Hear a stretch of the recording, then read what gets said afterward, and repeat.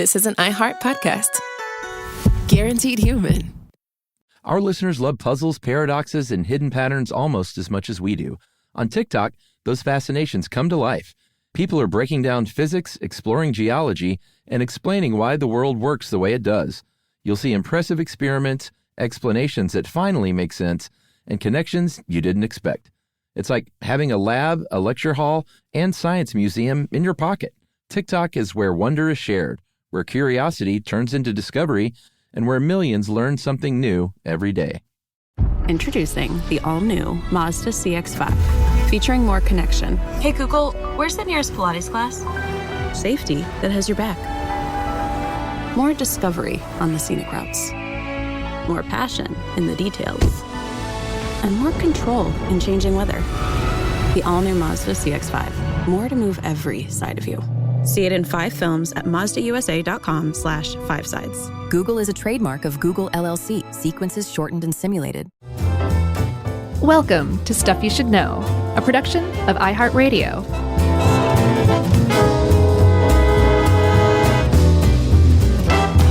Hey, and welcome to the podcast. I'm Josh Clark, and there's Charles W. Chuck Bryant over there, and Gary's hanging around somewhere, lurking like an unclean spirit in a haunted hotel. And this is Stuff You Should Know. Yeah. Can we do a couple of quick announcements? Yeah, sure. Without singing that announcement song? Did we have an announcement song ever? Well, not us, but it like summer camp. Okay. You never did that? No. Yeah. Well, I'm not going to sing it now then. I kind of want to hear it now.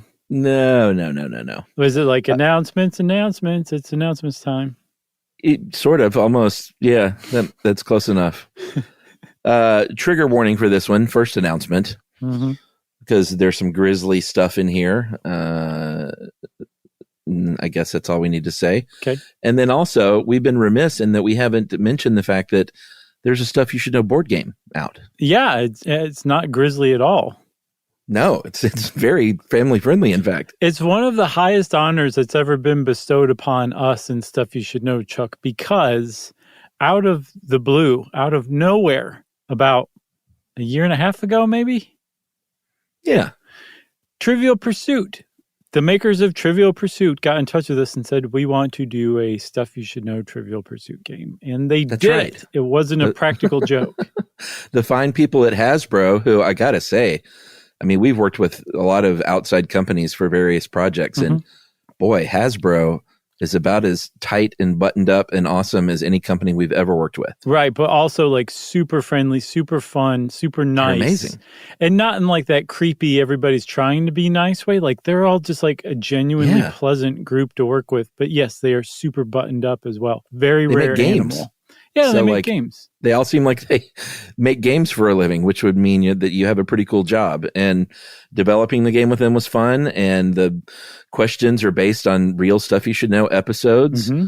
And it is not just Trivial Pursuit. It is co-branded. So it is not, do not expect to get the Trivial Pursuit game with the little pieces of pie. No, Just want to be clear. They said, we want to make up a brand new game for Brand this. new game. And they did. They made up a game. And this is the Stuff You Should Know Trivial Pursuit game. That's right. And you can get it wherever you get games. I recommend your local little indie toy gaming store if they have it. But otherwise, we would love the support. You got a weirdo in your town who dresses up in wizard clothes and goes to work, go buy your game there.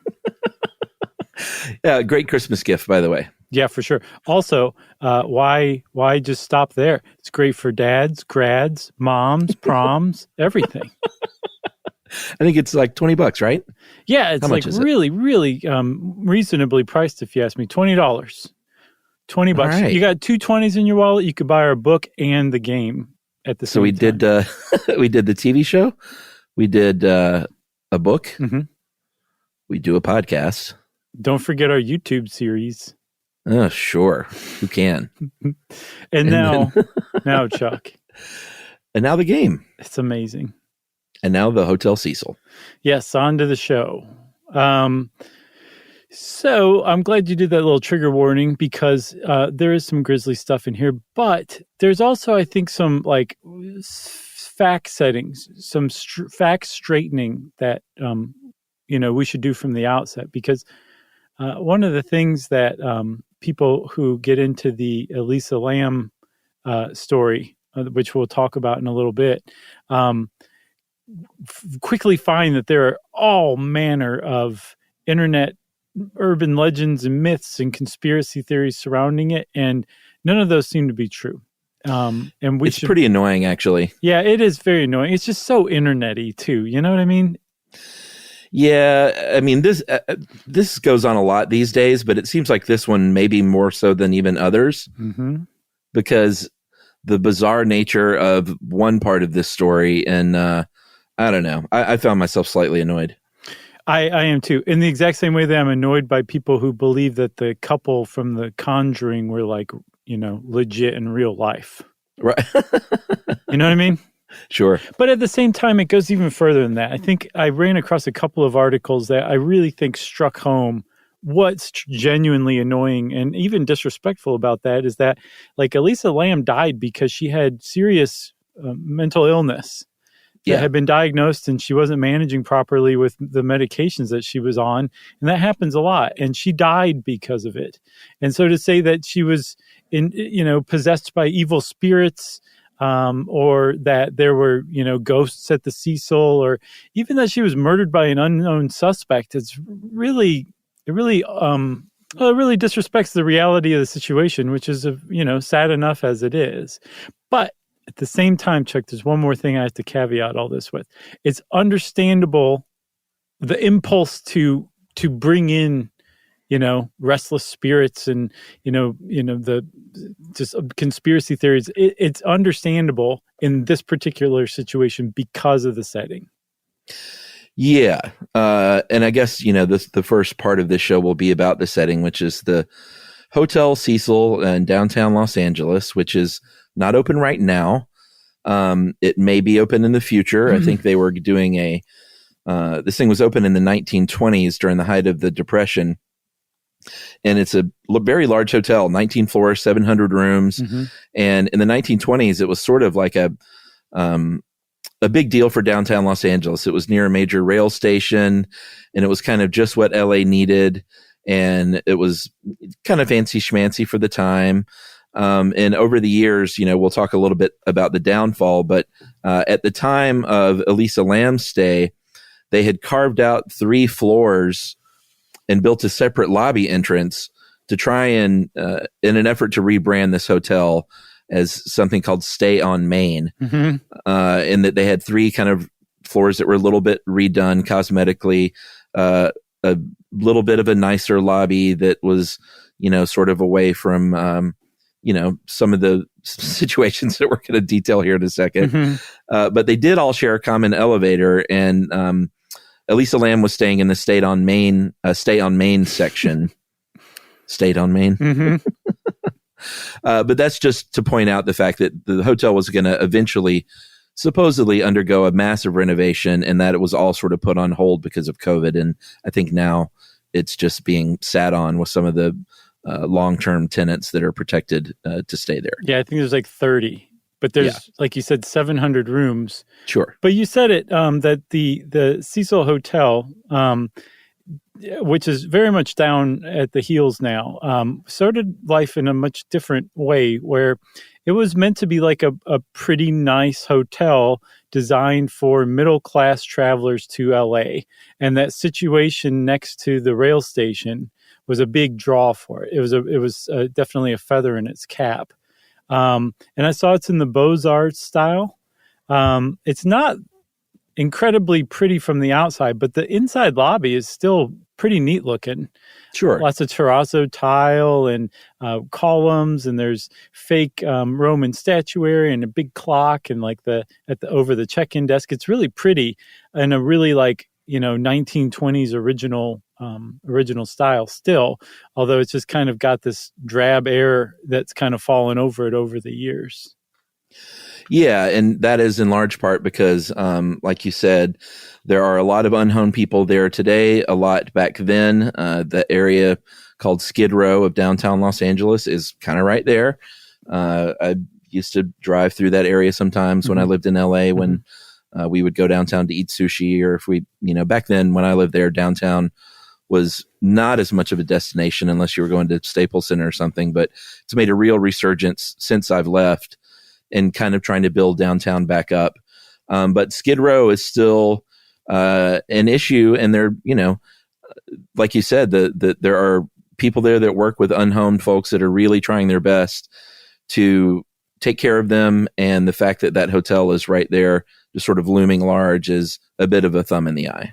Yeah, and I get the impression that the area that's now Skid Row in Los Angeles had at least since the 1880s kind of had an unusual reputation. It wasn't always, for people down on their luck or anything like that, but it was a little more low rent than other parts of Los Angeles. Like there was just a mishmash of all sorts of different people. It seemed like really alive. And the Cecil was kind of built at the outskirts of that, between what would become Skid Row and then one of the nicest parts of LA at the time, Bunker Hill. And everything was hunky-dory for the Cecil when it first opened in either 1924 or 1927, depending on who you ask. I could not confirm one way or the other, because both dates have kind of taken off so much. But when the stock market crashed, that area that was just kind of colorful and a little bit low rent, that it quickly became Skid Row as we understand it, beginning around the Great Depression. And not only did the proximity to Skid Row kind of like lower the Cecil star rating, when the tenants started, the hotel guests started to dry up, they had to lower their rates and start catering to people of less means. And so the hotel just kind of stopped taking care of itself little by little, starting around the Great Depression and continuing on through World War II. Yeah, and it kind of became a last resort kind of destination for people with addiction problems, people in the sex working industry. And, it got that reputation, and pretty soon got a reputation for all kinds of bad things happening there. There have been no less than 15 or 16, what's classified, I guess, as an unnatural death at the Cecil. Many people took their own lives there. Quite a few. I mean, if you read down the laundry list, it's like quite a few people ingested poison. Quite a few people jumped or maybe were pushed out windows. There have been some murders by gun. There have been murders by strangulation. There have been sexual assaults. This one sad case of a woman who gave birth to a baby and was suffering from some sort of mental illness, evidently thought her baby was born not alive, and went to throw the baby out the window, and it turns out the baby was alive, then died. She was found not guilty. I think temporary insanity was the plea there.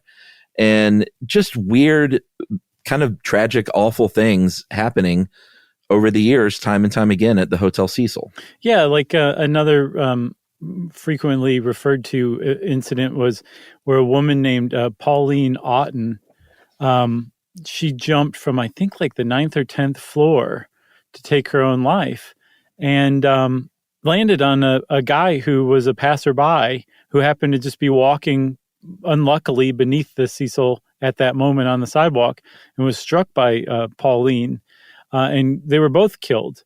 And like that doesn't usually happen very often. Like, that's a pretty remarkable thing. And I know that like the most I could find was, I think, 18 incidents, but it seems like those are just ones that have been documented. Right. There seems to be quite a bit more. There was a Netflix series, I think a 4-part series on this recently, and they interviewed a woman who had spent 10 years managing the Cecil. And she said that her name is Amy Price. She said that under her 10-year tenure, at least 80 people died that she knows of. And you can kind of imagine, like, you could find newspaper write-ups from like the 20s and 30s and 40s when somebody jumps out a window, and definitely when somebody jumps out a window and lands on a hapless pedestrian. Like, that's definitely going to be documented and make news.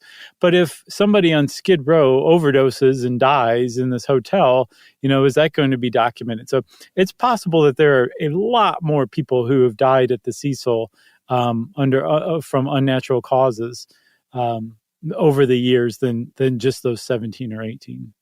Did you watch all of that documentary? No, I haven't seen it actually yet. Oh, okay. Have you seen the whole thing? Yeah.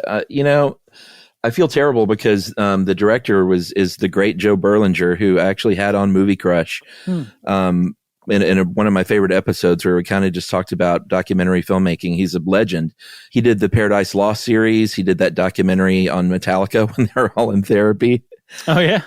Yeah, I mean, he's just sort of a legend in the genre. I saw he did the Ted Bundy tapes recently. That's like his he did that, and then he directed the movie version with what's his face, Ryan Zac Gosling. Efron. Yeah. With who? I said Ryan Gosling. Oh, close. Another super handsome hunk. And that was a good movie, but this wasn't so great. I didn't love it. It felt kind of overlong and a little salacious and like... Yeah, that's the impression I had from reading about it. Yeah, so I was disappointed, but Joe is a great filmmaker and a good guy, so I feel kind of bad I giving think that's a fair caveat. A great filmmaker and a good guy can still make a hunk of poop. It wasn't a hunk of poop. It was all right. Okay. But maybe let's take a break and I'll email Joe and tell him I'm sorry ahead of time. All right. And we'll be right back.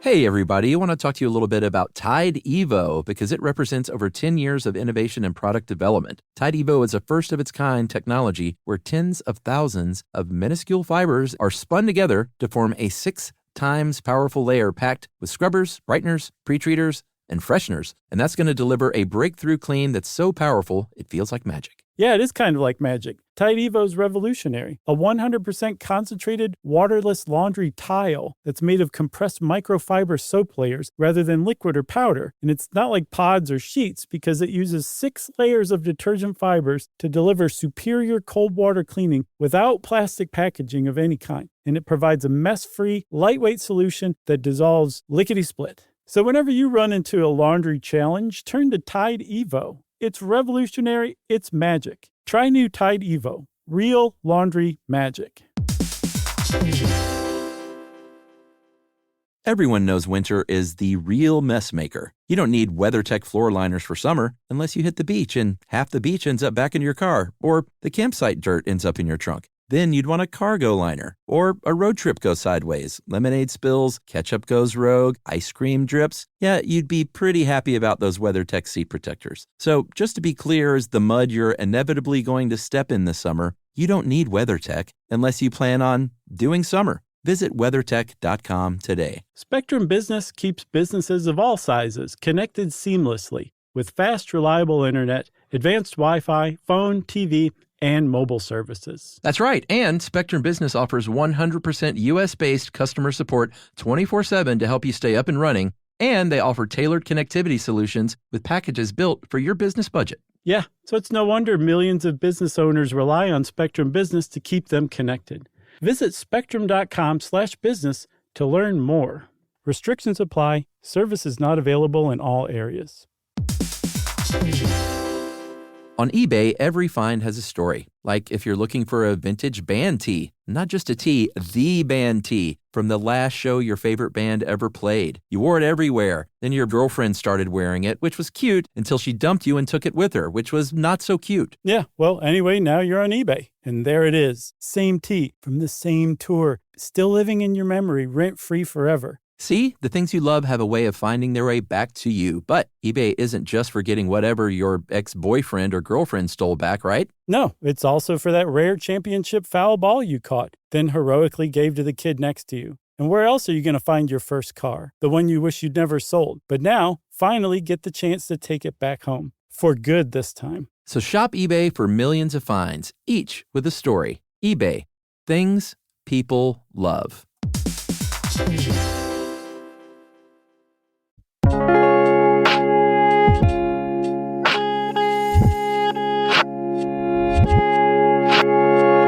So, okay, we're the Cecil Hotel starts to get a pretty not a great reputation, even around town. I read a article on kcet.org, which I guess is a PBS station in SoCal, and they said that local residents started to refer to the Cecil as the Suicide.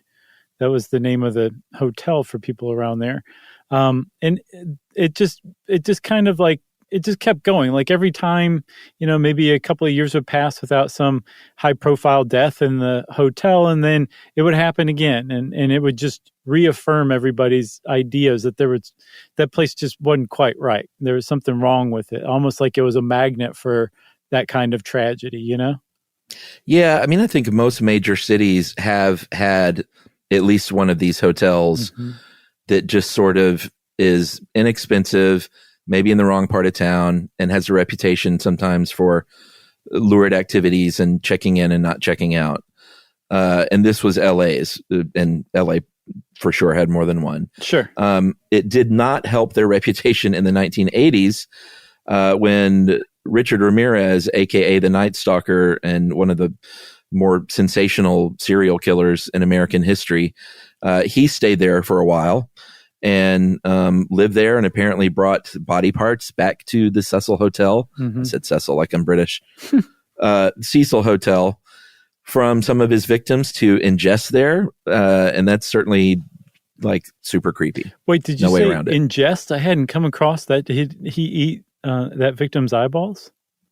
I think so. Wow, man, and he wasn't like I don't think he was Dahmer level, but he was known to eat some body parts. There's a great documentary on his case too. It's super disturbing. Yeah, that's on Netflix as well, I think, if I'm not mistaken. But one thing I hadn't realized before that I ran across when I was researching some of his stuff was how he was caught.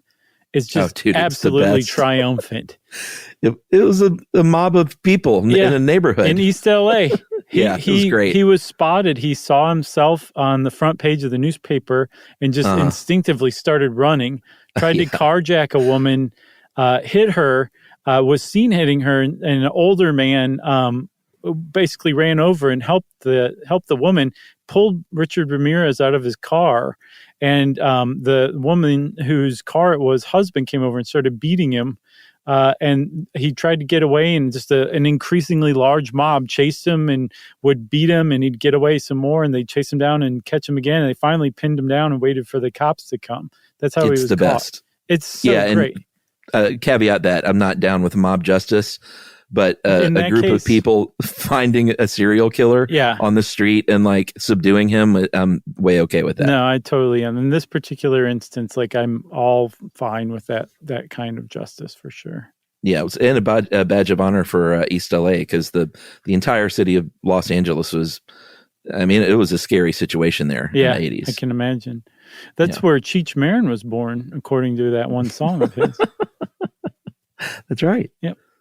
So the Night Stalker, he was not the only serial killer that checked in there. He actually inspired, just a few years after he was convicted in, I think, 1989, I think like in 92, maybe 93, there was another serial killer named Jack Unterweger, who was Austrian, who had already been convicted, I think when he was like 19 or early 20s, of killing a woman by strangling her with her own bra.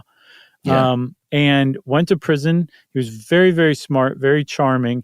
He used this to basically get early parole. He convinced the public that he was actually reformed, and apparently was held up as like a great example of how, the prison system could rehabilitate someone. And it was just a complete false fabrication. He was basically posed as a true crime journalist, like he reinvented himself as that. Went to LA and other parts. He went to Europe, traveled through Europe a little bit too, but also ended up in LA to do research on his true crime novels. Went along on ride-alongs with the LAPD and ended up using that to scout victims. He killed 3 sex workers, and the whole time he was staying at the Cecil Hotel, and they think probably as an homage to Richard Ramirez, or at least a connection to him, Yeah. So that, I mean, at this point, like the reputation for the hotel, it's not the kind of thing that is going to appear online, 15 years ago when young people like Elisa Lam are searching for an inexpensive place to stay.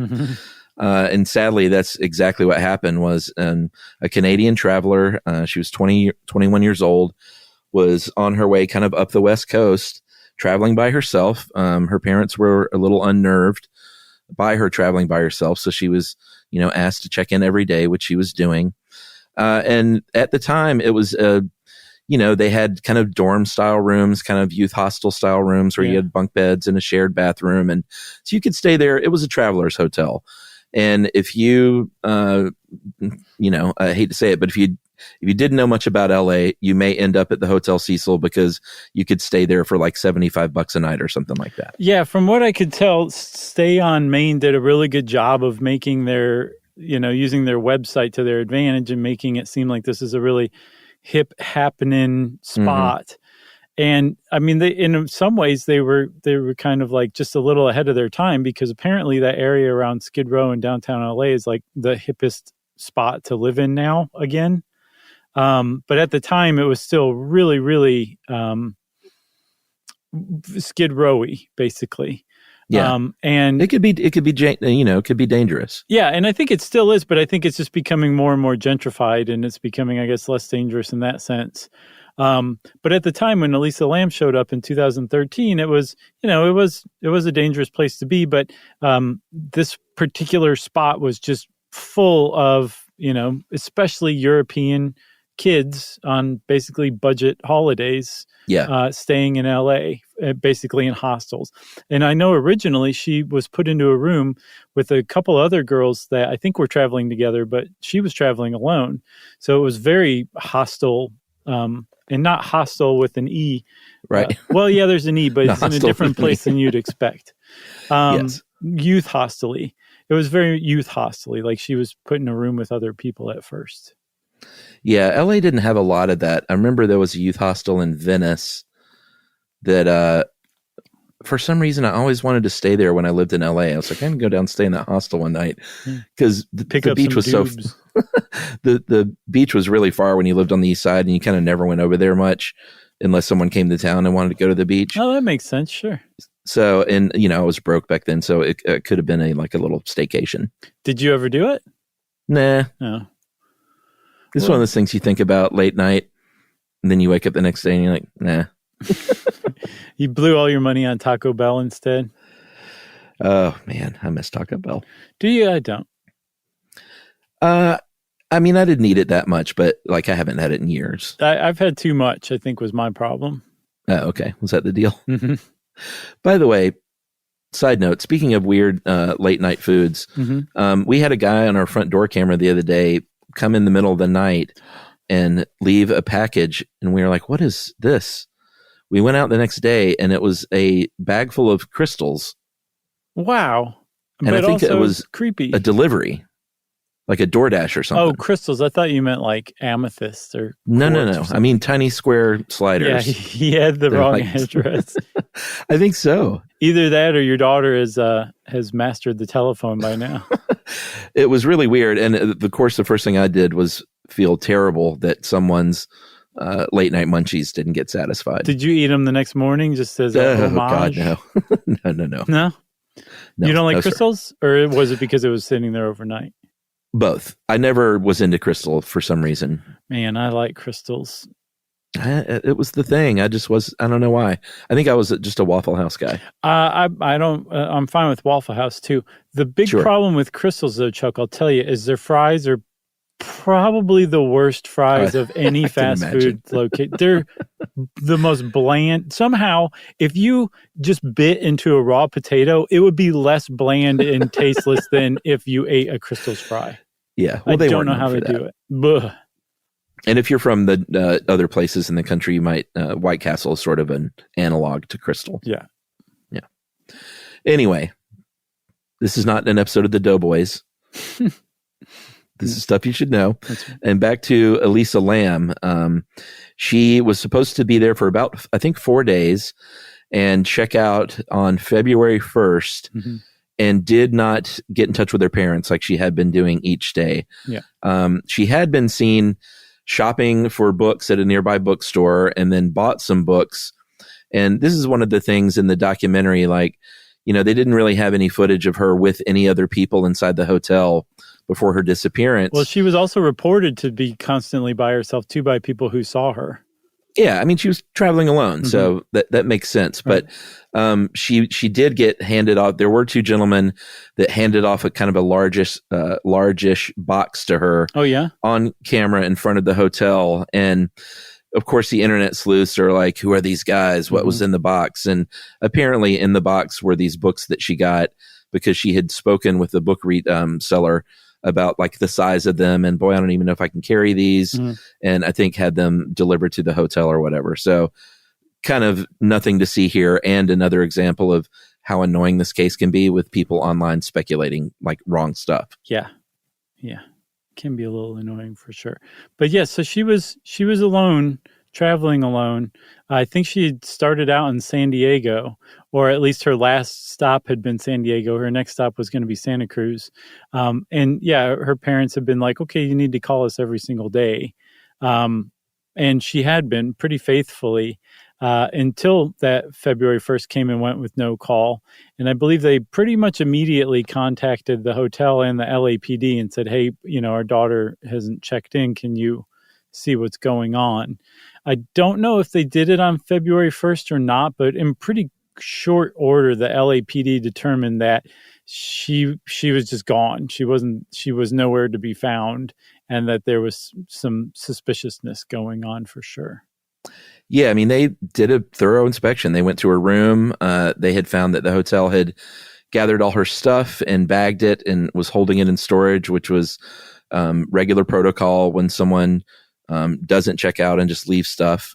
Nothing shady going on there. They checked around the hotel in the alleyways and sidewalks. They checked up on the roof. They didn't find anything.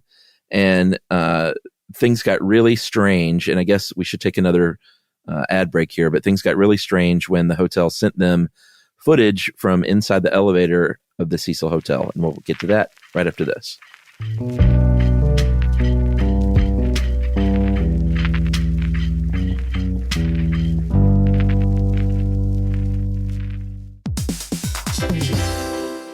Hey, everybody. I want to talk to you a little bit about Tide Evo because it represents over 10 years of innovation and product development. Tide Evo is a first-of-its-kind technology where tens of thousands of minuscule fibers are spun together to form a 6 times powerful layer packed with scrubbers, brighteners, pre-treaters, and fresheners. And that's going to deliver a breakthrough clean that's so powerful, it feels like magic. Yeah, it is kind of like magic. Tide Evo is revolutionary. A 100% concentrated, waterless laundry tile that's made of compressed microfiber soap layers rather than liquid or powder. And it's not like pods or sheets because it uses 6 layers of detergent fibers to deliver superior cold water cleaning without plastic packaging of any kind. And it provides a mess-free, lightweight solution that dissolves lickety-split. So whenever you run into a laundry challenge, turn to Tide Evo. It's revolutionary. It's magic. Try new Tide Evo. Real laundry magic.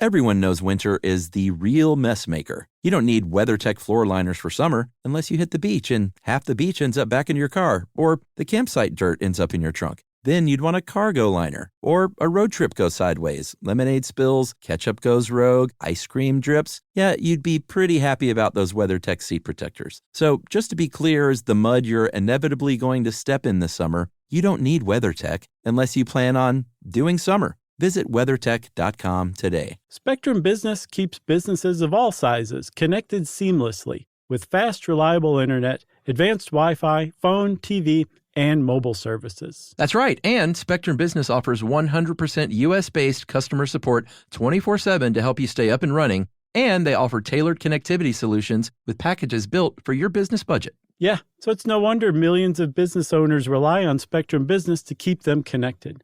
Visit spectrum.com/business to learn more. Restrictions apply. Service is not available in all areas. On eBay, every find has a story. Like if you're looking for a vintage band tee, not just a tee, the band tee from the last show your favorite band ever played. You wore it everywhere. Then your girlfriend started wearing it, which was cute until she dumped you and took it with her, which was not so cute. Yeah, well, anyway, now you're on eBay. And there it is. Same tee from the same tour. Still living in your memory, rent-free forever. See, the things you love have a way of finding their way back to you. But eBay isn't just for getting whatever your ex-boyfriend or girlfriend stole back, right? No, it's also for that rare championship foul ball you caught, then heroically gave to the kid next to you. And where else are you going to find your first car? The one you wish you'd never sold. But now, finally get the chance to take it back home. For good this time. So shop eBay for millions of finds, each with a story. eBay. Things people love.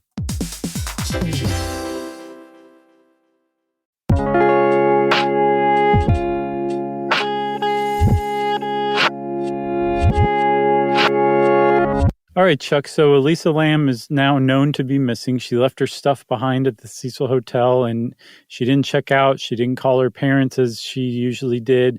And she's officially a missing person.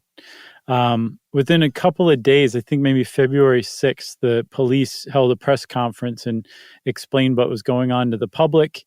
And basically asked for everybody's help. And if anyone had any info, where did she go? Where is she? How's she doing? Is she okay? And I guess I didn't see anything about any crazy leads or anything like that. It doesn't seem to have really kind of captured the public's interest at first. And I saw there's this guy named Josh Dean who's written several articles on the Elisa Lam disappearance. And I believe one of the ones that he wrote kind of pinpoints why there wasn't a huge public interest in the first week or even two of her case. It was because Christopher Dorner had gone on his rampage against the LAPD, basically declared war on the LAPD, and was killed in, I think, the mountains of San Bernardino in a standoff, right when Elisa Lam went missing. So not only was the public's attention on this, especially in LA, the LAPD's attention was definitely on that as well. So Elisa Lam was kind of like this faint little chirp in this huge maelstrom at the time. Faint chirp in a maelstrom. It's the best I could come up with on short notice. It's amazing. Are you kidding me? Oh, thanks. You just made that up? Yeah. Yeah, I did. You like it? Yeah, but I just have the feeling that next time I'm at your house, it's going to be that's going to be carved into your desk or something. Right. It's on a t-shirt and right. Yeah. That you make Momo wear that t-shirt every day. That's right. Yeah. And the other big reason was until this footage actually came out of the elevator car, then that's when the public's attention really caught hold. That changed everything. Yeah, I mean, there's no way around it. It's a very sort of unsettling. And I remember when this happened, before any of the facts of the case were kind of out, I remember looking at this video, and it is very unsettling, and it does appear to be very creepy. And that a young woman gets on an elevator, very kind of casually, presses all the center buttons on all the floors. I think they determined she was on the 14th floor, and sort of pressed all the floors on the way down. Elevator doesn't do anything. The doors don't shut. She moves to the back corner and sort of standing there.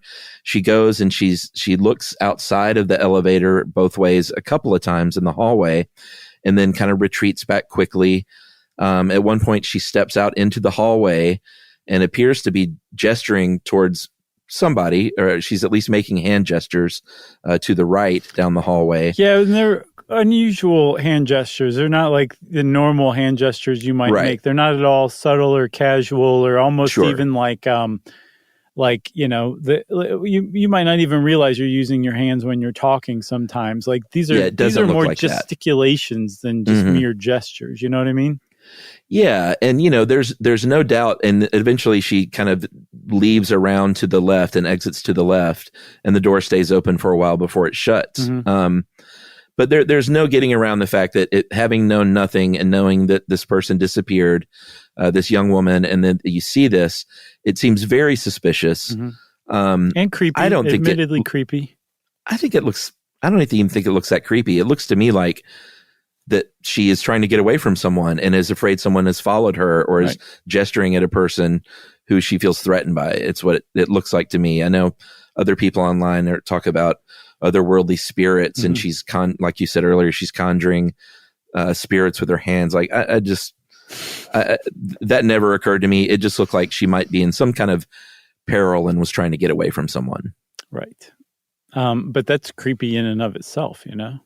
Well, yeah, I just mean not creepy in like a supernatural, I see. Yeah, I didn't. What's going on here way. No, I think the thing that really, when it really turns creepy to me, is when she turns around and hides in the corner of the elevator, like she's hiding. And then the second part that's genuinely creepy is when she like leans out and like looks both ways and then kind of jumps back into the elevator. It's just, I mean, it's really hard not to kind of put yourself in her shoes, and she's clearly frightened at that. Yeah. I mean, to see somebody frightened like that, that's creepy. And you're waiting on someone to enter the elevator, but that never happens. No. And with the internet sleuthing, you couldn't really make out the time code very well. And so all the people online are like, well, why can't you make out the time code and the timestamps? Like, what would degrade that and not the rest of it? And then they think and then they think they decoded it, and there's almost a full minute missing, and the Hotel Cecil edited out a portion clearly and before they sent it to the cops, and they interviewed the woman, and that you're talking about, the manager, and she was like, no, of course we didn't edit anything out. Like, we were horrified by this disappearance and just sent him everything we had. Right. Plus, I'm sure also that most of the employees that stay on Main know exactly how to edit video out before handing things over to the cops anyway. Well, it is LA. That's true. That is a good point, actually. But I don't buy it. I think it is what it was, which was a person in an elevator who had was having some mental issues. And, we'll get to that in a second. And I think, it's sort of like the easiest explanation of the video, at least to me, seems to be the most accurate. All right. That's what I buy. That's how I buy it too. That video was released on February 13th, and now all of a sudden the public is taking notice. She becomes an internet meme like almost overnight, with people like watching and analyzing that video, like you were saying, and yet they still can't find her. No one has any idea where she is. It's been 2 weeks now since she went missing. This video's out there. The entire internet is on the case now. And it wasn't until a couple days, I think 2 days after the video came out, Chuck, that one of the custodians of the Cecil Hotel, of Stay on Main, I should say, was asked to go check on the water supply on the roof. Because the Cecil Hotel used gravity-fed water. They had 4 1,000-gallon tanks on the top of the roof, and when you open the tap, the water would come pouring down from those tanks into your room and out the faucet. And some of the tenants, I don't know if it was just the hotel or some long-term tenants, but they were complaining that the water pressure had suddenly gotten really low, and that the water that was coming out had a strange odor and taste and weird kind of color to it. And so they dispatched the custodian to the roof, and he went and checked. And I think as he was approaching the main water tank, I think tank number 1, he noticed that the hatch was open, and in very short order made the grisly discovery of Elisa Lam's body. Yeah, he was kind of like the super. He was a maintenance guy. His name is Santiago Lopez, and he's in the documentary too. I don't think he saw the hatch because the hatch is on top of the tank, but he went to go, and he said it was a routine thing if there was any kind of water issue, was to climb the ladder to the tanks and go look and see what was going on because there's probably a clog or something. And he saw her body naked, about a foot below the water, just sort of suspended there. And, when they interview this guy in the documentary, it's really sad. He was sort of at the center of a lot of this with interviews. And he was speaking through I guess not through a translator, but through subtitles. But he was clearly, still very upset about this. And it scarred him to see this woman floating in the tank, and he knew immediately who it was and called down to the hotel manager who we've been talking about and said, she's up here in the tank. And, the cops came, they found her clothes, which were determined to be the same clothes she was wearing in the elevator video, kind of at the bottom of the tank. They had sunk. And, immediately the new mystery is not what's going on in this video, although, that played a part because they were still trying to figure that out as far as foul play goes, but was how she made it in here and why she made it in there. Yeah, because she it was like the hatch is not easy to get in or out of. They had to cut her out of they had to cut a hole in the bottom of the tank so they could access it, right? They couldn't just pull her back out of that hatch. So that's kind of weird in and of itself. She's also nude.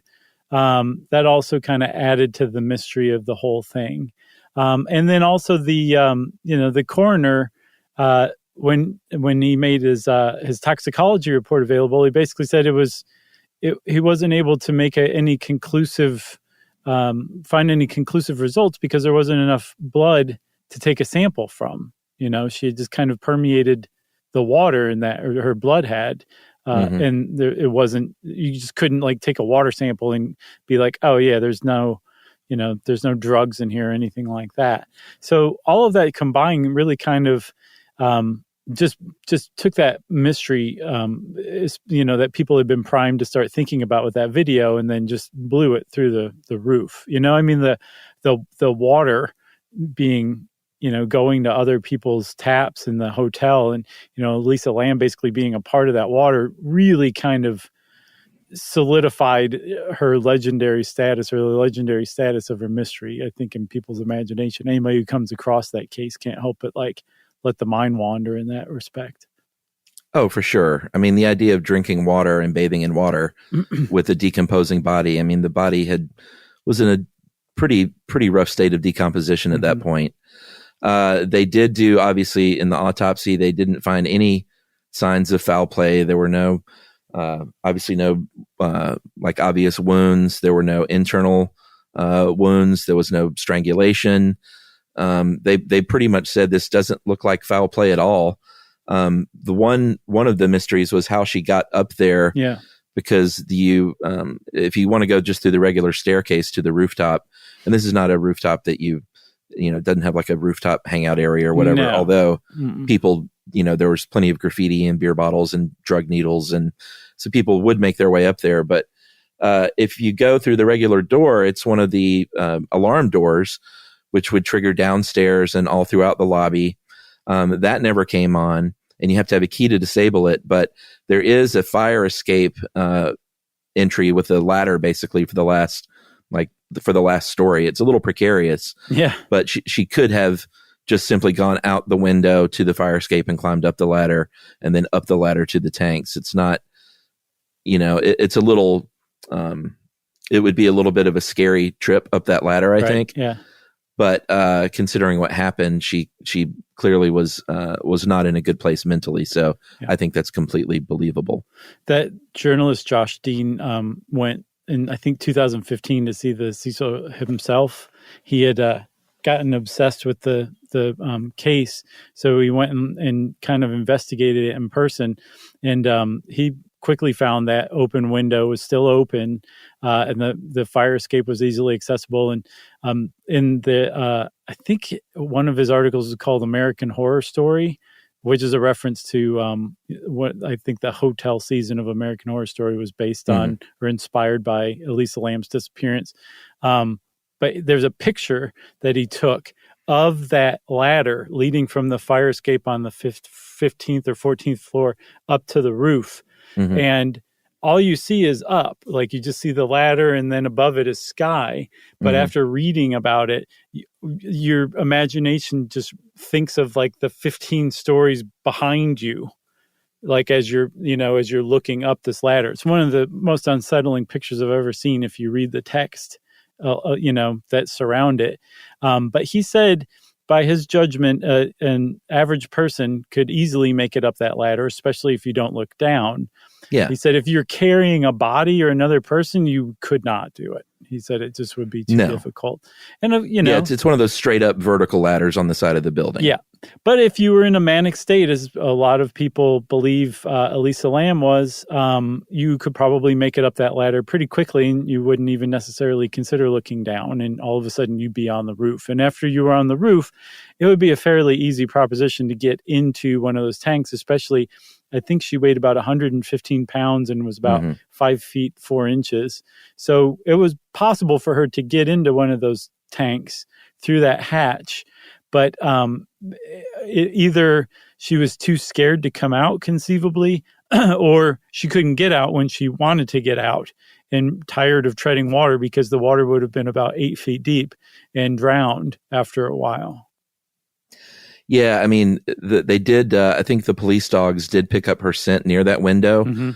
So that seems to be what happened. And, this is one of those cases where the more I read, like all I could feel was despair about this poor woman having what looked to be some sort of medication related manic episode, maybe scared, maybe thinking someone was following her and trying to get away and going to great lengths to maybe hide somewhere, like inside of a water tank. I don't know like why her clothes were off or why her clothes ended up in the tank. I'm not saying any of this makes sense, but it is something that could happen. And all I can think about is what an awful place that she must have been for something like this to have happened. Yeah. And I mean, to kind of back up the mental break theory, which is what I buy. That's where I put my stock. Remember I said she was originally put in a room with a couple other girls she didn't know at the stay on Main. Well, they complained about her behaving strangely, so she was moved to her own private room. Apparently she went to a taping of the Conan O'Brien show and was escorted out because she was behaving strangely. And then detectives also found she was on 4 different medications for bipolar 1 disorder and depression.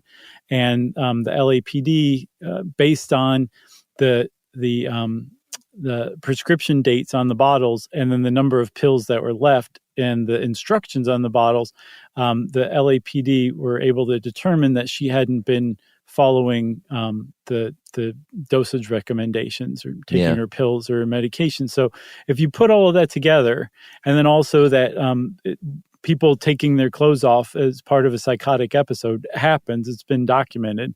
There's no pieces missing on the table. Like she could have gone out on that fire escape, gone up the ladder. Like there's nothing that is, but then there's this really big thing that remains unexplained. Like it explains absolutely everything. And then suddenly it kind of makes all the other stuff like government mind control or ghosts or whatever seem just kind of gross, Totally agree. I believe her parents brought a lawsuit against the hotel that was eventually dismissed, if I'm not mistaken. And it just remains a very, very sad situation and a sad case. And it is very annoying when you get online and everyone thinks that their spirits being conjured and all this wacky stuff. It's just not the case. Not the case indeed. You got anything else? I got nothing else. Well, that's it for the Cecil Hotel and Elisa Lam, R.I.P. And since I said R.I.P., that means it's time for listener mail. I'm going to call this follow-up to Y2K. Oh, yes. And this is something that we actually had in our notes that we, I guess, just kind of failed to bring up. Yeah. Right? Yeah. I mean, you had it in your notes as well? Yeah. The 2038 problem. We got a lot of emails about this, and we're not going to fully probably explain to everyone's satisfaction how it works, but hey guys, just got done listening to the Y2K podcast, which brought back an interesting range of memories of living through that time. In case you weren't aware, there's something called the Unix Y2K problem that still exists, but is slowly being fixed by smart people behind the scenes. Thank goodness. The majority of computers in the world run Unix-based operating systems, not Windows or Mac OS, and unless these systems are patched at 3.14 on January 19th, 2038, their clocks will roll over to think It's midnight, January 1st, 1970. Yes. The cause is basically the same in the early versions of the OS, only had so much memory allocated to time representations, but more modern versions now have this fixed, and hence computers aren't susceptible once they're updated or upgraded, although not all systems can be easily updated. And that is from a bunch of people, but specifically from PhD Alan Chalker. That's great. Thanks, Alan, and everybody who wrote in. I was like, oh, man, I meant to include that. But apparently Unix represents time as the number of seconds from the epoch date, which is some date in 1970. And then eventually it's going to have more seconds than it can represent in the number of digits, so it'll just roll back over like he was saying, which is pretty neat. Unix? Pretty cool. And also I'm glad to hear that there are smart people working on that, because we got 17 years, man. You guys take it easy. Take a weekend, you know? Sure. Go sit in your house and social distance from everybody. That's right. We also got a lot of emails just from people that some people whose parents helped rewrite code or were heading up projects rewriting code, and it was pretty cool. We got a lot of emails about that one. It struck a chord. Yeah, it was a good idea, Chuck. Well, if you want to get in touch with us like Alan and everybody else did, you can send us an email. Send it off to stuffpodcast@iheartradio.com. Stuff You Should Know is a production of iHeartRadio. For more podcasts from iHeartRadio, visit the iHeartRadio app, Apple Podcasts, or wherever you listen to your favorite shows.